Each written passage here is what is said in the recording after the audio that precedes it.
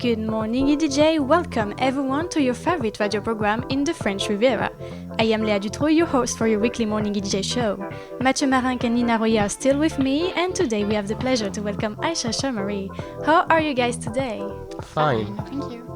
Very good. Today's headlines: Barnier's government censured by the National Assembly, Israel accused of genocide in Gaza by Amnesty International, and as Christmas approaches, a little Christmas film to take your mind off things far away from political news. But first, a little sneak peek of today's weather. An atmospheric disturbance is still present from the Pyrenees to the northeast, although the rain is easing off. A little snow fell in the Alps above 2,000 meters. Over the rest of the country, the skies remain grey with a few showers.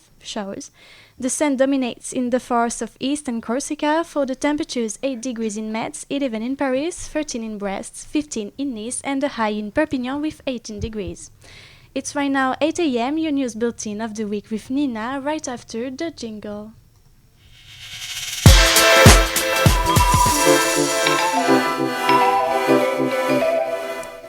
An NGO accuses Israel of genocide in Gaza. In a report published yesterday, Amnesty denounced genocide in the Gaza Strip. The NGO, based on the report of the testimonies of more than 200 Gazans gathered on the spot from satellite images and photos showing the devastation of the Palestinian enclave.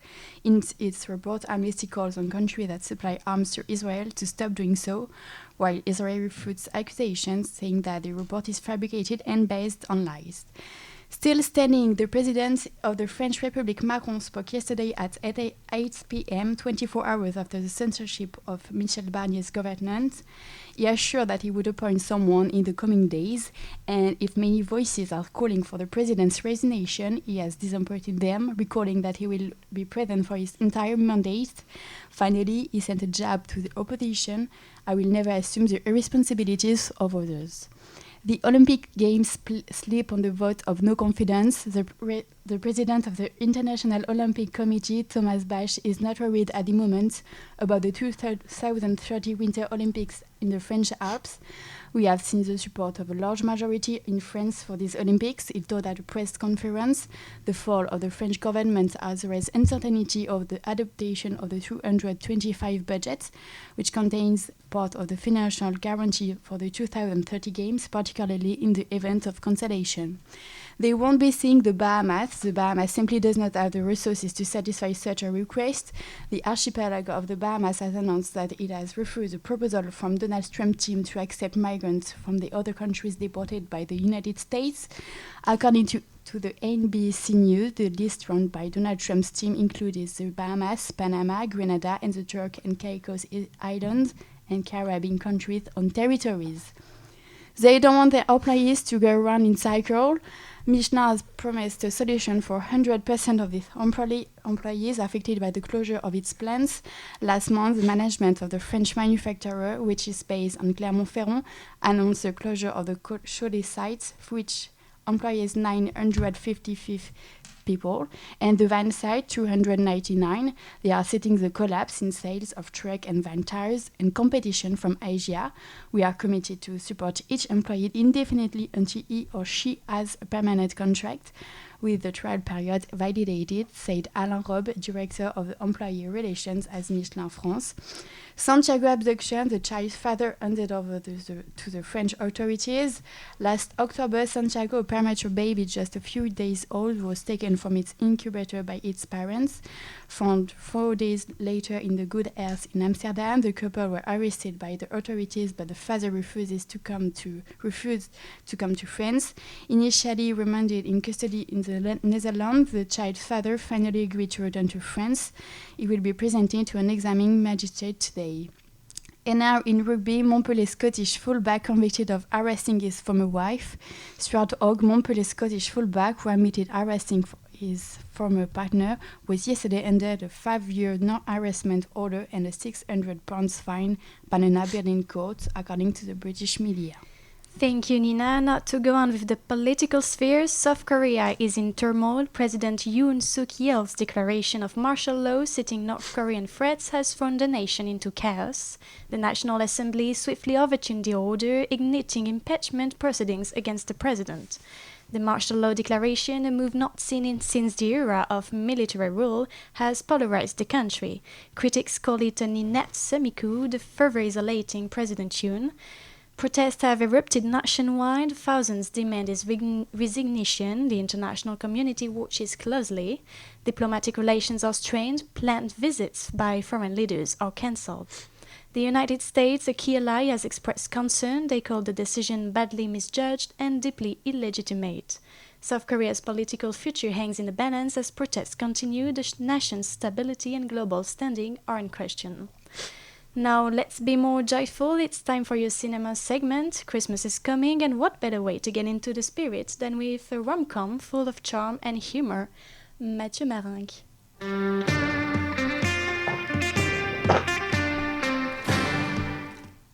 A luxurious mansion, an ultra-codified family, a forgotten love that returns at the worst possible moment.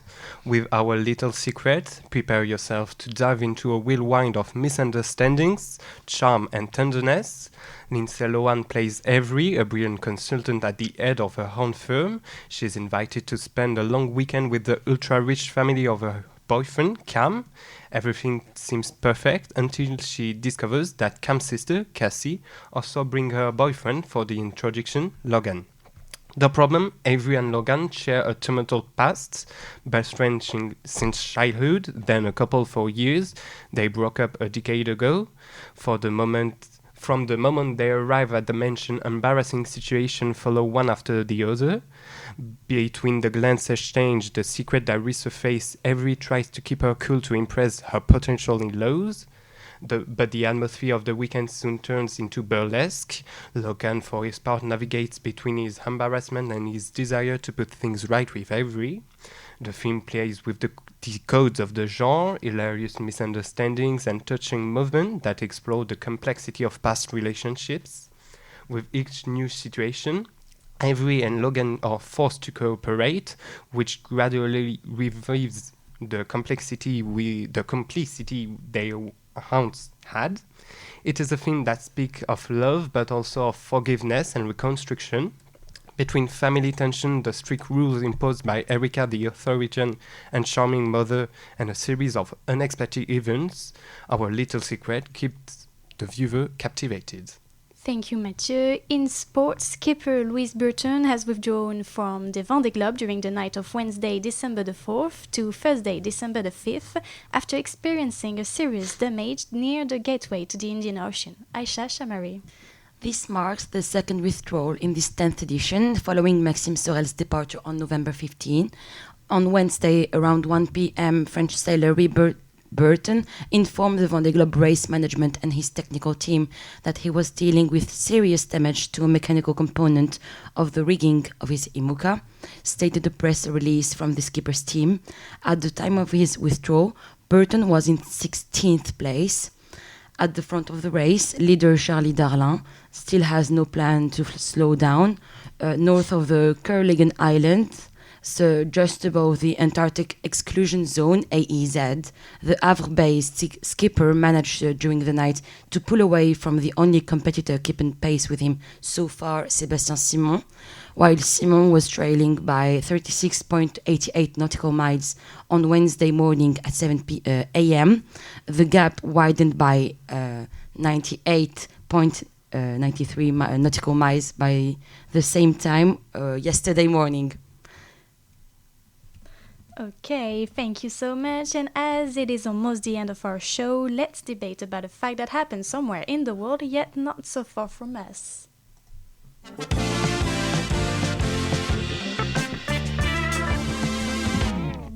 Indeed, Marineland, the aquatic park located in Antibes, will finally close in early January, the 5th exactly. What are your opinions about this piece of news, and also what do you think the marine animals and cetaceans' fate will be?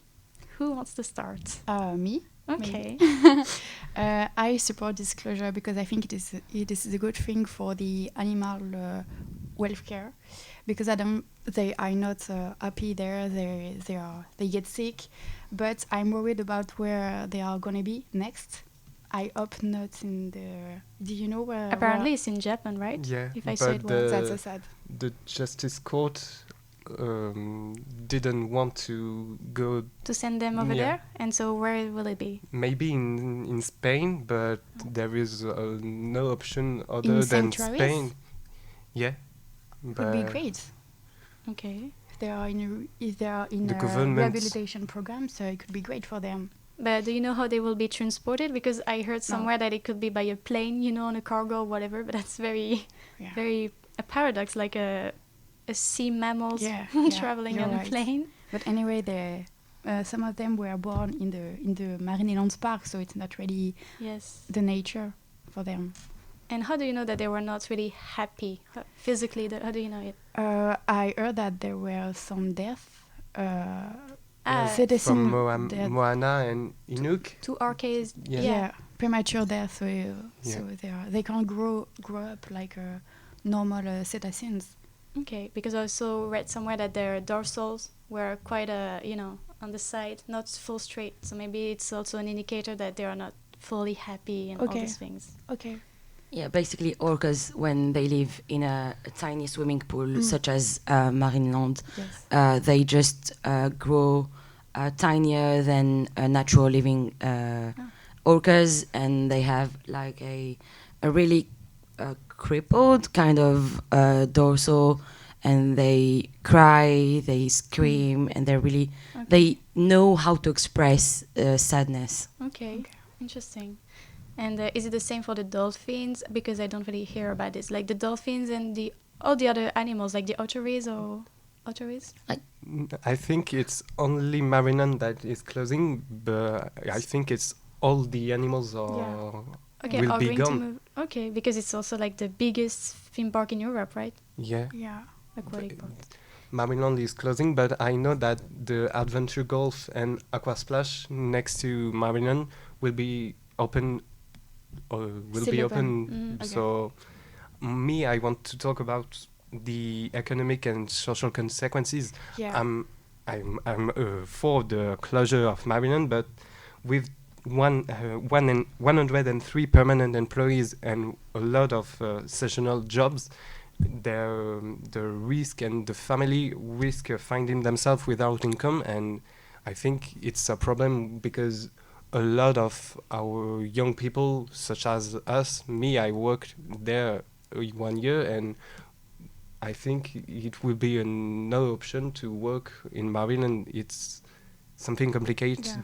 We should create more work for Yeah, these but- people, but we can't leave them without any solution. I agree with you, but It's I complicated. think this Marineland should not be open.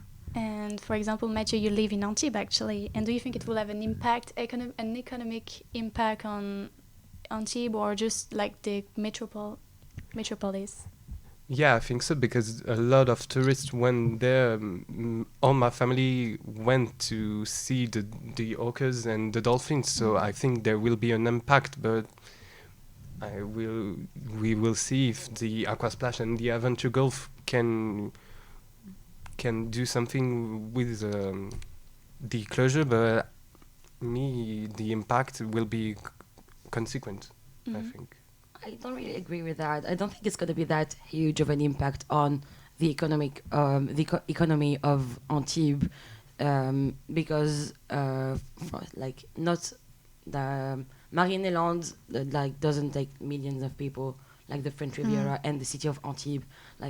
It's just like families and for friends. Marineland isn't for everybody. Nobody goes there anymore because of the problem with the animals, and I don't think it's going to be that huge on the city and the economy. And I'm talking to the little child that you once were. Did you already go to Marineland, and will that child be sad not to go anymore to that park to see I'm the going to cry mammals? myself to sleep. It's this is really personal, but it's one of the only vacation we had as a family with my parents and my sister. We were 5 or 6 years old, and we came to the French Riviera. And one of the only family vacation pictures we have with my sister are in Marineland. And I'm going to cry myself to sleep seeing this picture and knowing that Marineland's going to close. But I'm really happy that it's going to close, because as a grown-up, I know it's a good thing. But as a child, I'm just so sad about it.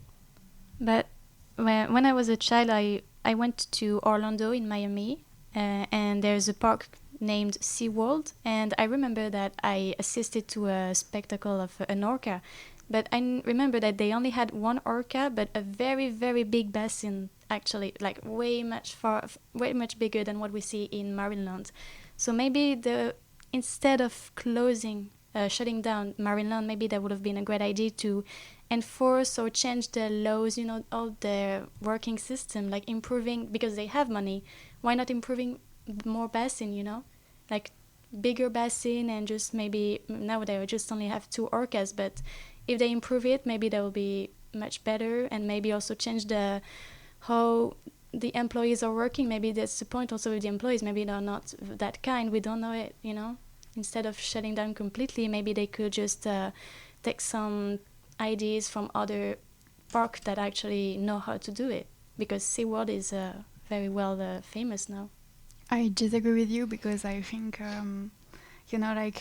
these animals should not be in a park. They should be where they belong, so in the sea. And I think that, yes, we exploit them, even if they are in a big basin. I think they should be released, and we shouldn't make them doing some tour, some things to make us lost, to jump on some tricks.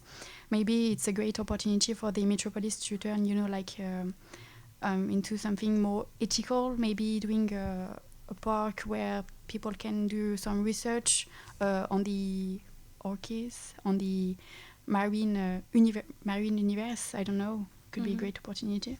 Okay, but then that's another topic, like with the circus and all these things. Yeah. Like even horses, for... I don't know. In the Olympic Games, we ride horses. Maybe that's also a bad thing too. Yeah, of course. So, yeah. So, thank you for your participation. Here we are. This is the end of your Good Morning EDJ show. Thank you, Mathieu. Thank you, Nina. And thank you, Aisha. Stay tuned and very safe till the next episode next week. See you soon et bonne journée.